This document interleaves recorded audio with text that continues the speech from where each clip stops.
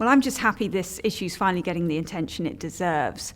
For me, this started a long time ago when I was a junior associate at a city law firm, and I learned at that time that female associates spent half the time at the firm as male associates, and that's stuck with me ever since.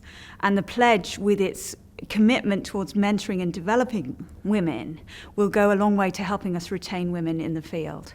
But it wasn't really until I started reading the impressive research that has gone into determining that diverse groups produce better outcomes that I realized that, in fact, we are doing our clients a serious disservice by not ensuring that we give them gender-balanced legal teams and gender-balanced lists of arbitrators. Having researched and written on this topic for many years now, I've actually come to the conclusion that the biggest hurdle in appointing women who make it through to the senior ranks to be considered as arbitrators is implicit bias, unconscious bias. And the good news is that studies have shown that if you are simply aware of this unconscious bias against appointing a particular diverse candidate, you can easily act to counteract it. And so I'm hopeful that the simple existence of the pledge and raising awareness of it will go a long way to address the issue. Prior to the early 2010s, nobody was monitoring gender diversity statistics in arbitration.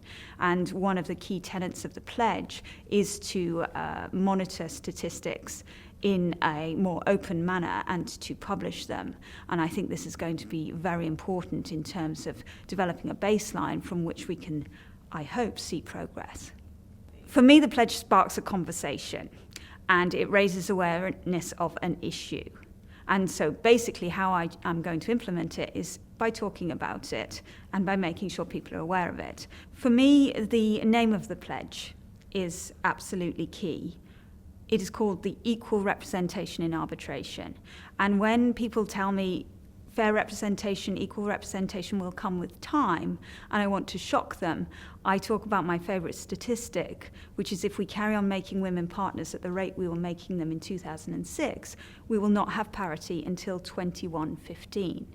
Back in 2010, when I first published on this, there was very little available information as to the gender composition of arbitration tribunals. And after a great deal of research, I was able to conclude that what I term my best estimate of the percentage of women being appointed to tribunals was 6%. Now, things have improved since then, and the current statistics for 2015 show that an average is around 15% of women being appointed to arbitration tribunals, but this is still a long way from equal representation.